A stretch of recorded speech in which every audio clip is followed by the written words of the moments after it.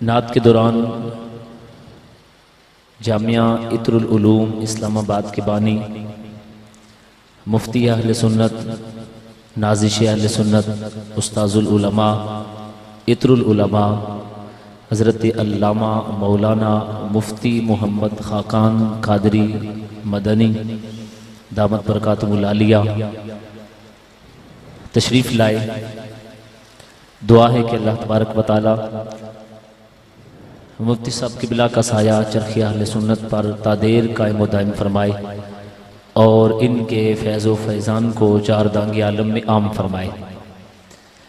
اب میں مفتی صاحب کو دعوت دینے جا رہا ہوں۔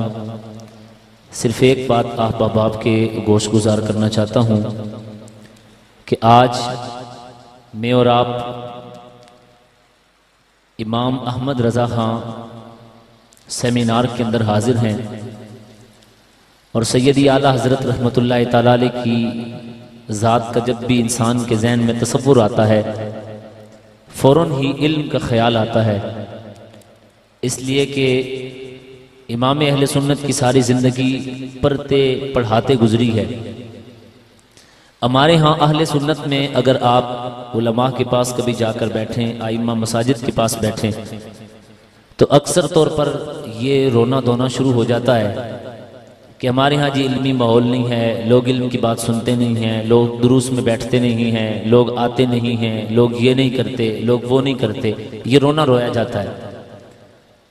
میں بغیر کسی بناوٹ کے پورے اخلاص کے ساتھ مسجد خانہ خدا میں کھڑے ہو کر یہ بات کر رہا ہوں کہ جب کبھی بھی میں مفتی صاحب کو دیکھتا ہوں تو مجھے یہ خیال آتا ہے کہ اس میں شاید کمزوری ہماری ہے کہ ہم کوشش ہی نہیں کرتے، وگرنہ یہ ہو ہی نہیں سکتا کہ کوئی بندہ دین کی بات کرے اور لوگ بات سنے نہ۔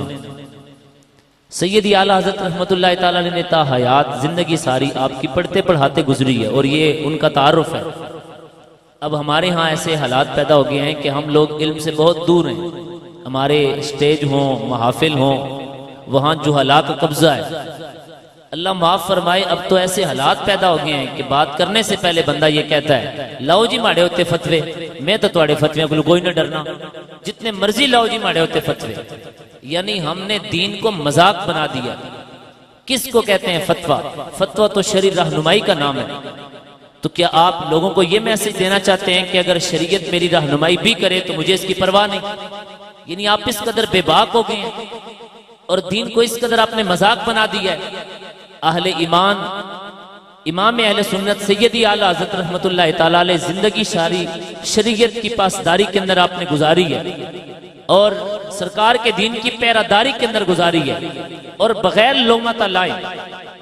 یہ آج ہمارے ہاں یہ بھی مزاج ہے کہ ہم کہتے ہیں دین کی بات تھوڑے دھیمے لہجے کے اندر کرنی چاہیے، دین کی بات ذرا ماحول دیکھ کر کرنی چاہیے۔ لوگ اپنی برادری کی بات تگڑے ہو کر کر لیتے ہیں، لیکن جب حضور کے دین کی بات آئے تو پھر ذرا وہ ہلکے ہو جاتے ہیں۔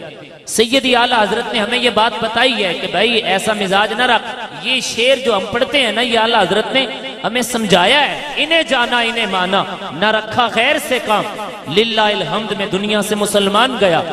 جب سرکار کے دین کی بات آ جائے تو پھر گاؤں کا چودھری اور کوئی بڑا وڈیرا، کوئی سیاسی رہنما، اس کی کوئی حیثیت نہیں ہے۔ یہاں ماں باپ کی بھی کوئی حیثیت نہیں ہے۔ جب بات دین کی آ جائے تو پھر ساری کی ساری چیزیں پیچھے رہ گئی ہیں۔ اور صاحب دین کا جو مزاج ہے وہ یہ ہے کہ دین جو ہے نا ہمارا، جو جس دین کے ہم فالور ہیں اسلام، وہ ایک اپنا مزاج رکھتا ہے، وہ ایک اپنا تشخص رکھتا ہے۔ ہمارے آقا علیہ الصلوۃ والسلام سے پہلے جو یہودیت تھی تو ان کے ہاں، یہودیوں کے ہاں ہفتے کا دن معتبر تھا، عیسائیوں کے ہاں اتوار کا دن معتبر ہے۔ تو اسلام نے ایک نئے دن کو تعظیم عطا کی، یعنی جمعے کے دن کو اسلام نے معتبر بنایا۔ ہمارے آقا علیہ الصلوۃ والسلام نے الگ تشخص دینے کے لیے یہ فرمایا مشرکین جب پگڑی پہنتے ہیں تو وہ نیچے ٹوپی نہیں پہنتے، تم پگڑی باندھو تو اس کے نیچے ٹوپی بھی پہنو تاکہ تمہارا اور ان کے درمیان فرق ہو سکے۔ اور اسی کو اقبال نے یوں کہا، اپنی ملت پر قیاس اقوام مغرب سے نہ کر، خاص ہے ترکیب میں قوم رسول ہاشمی۔ اقبال کہتا ہے یار یہ کوئی گل ہے کہ جس وقت لباس پہننا ہو تو مغرب کیسے لباس پہنتا ہے، جس وقت جناب داڑھی کی باری ہے تو فیشن کیسا چلتا ہے، جس وقت جناب شادیوں کی باری آئی تو بھئی ماحول کیسا ہے۔ نہیں، آپ نے ماحول نہیں دیکھنا، آپ نے مکین گنبد خضرا کی ذات کو دیکھنا ہے۔ احباب اسی احتشام میں انتہائی ادب و احترام کے ساتھ اظہار خیال کے لیے ملتمس ہوں بانی ادارہ حاضہ عطر العلماء مفتی اہل سنت نازش اہل سنت حضرت علامہ مولانا مفتی محمد خاقان قادری مدنی دامت برکاتہم العالیہ سے آپ تشریف لاتے ہیں اور اپنے خیالات کا اظہار کرتے ہیں۔ ایک مرتبہ بھرپور انداز میں آپ نعرہ بلند کیجئے، نعرہ تکبیر۔ ایسے نہیں سارے جوان بیٹھے اور تقریباً اکثریت کوئی دو چار بزرگاں تو علاوہ ہے، نعرہ کم از کم جوانہ ہونا چاہیے، نعرہ تکبیر۔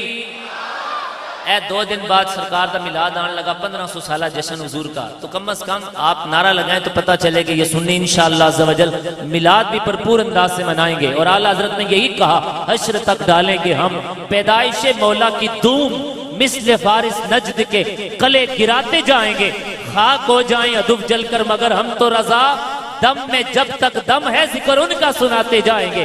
نعرہ رسالت، نعرہ رسالت، نعرہ تحقیق، نعرہ حیدری، نعرہ غوثیہ، ہر صحابی نبی، ہر صحابی نبی، ہر صحابی نبی۔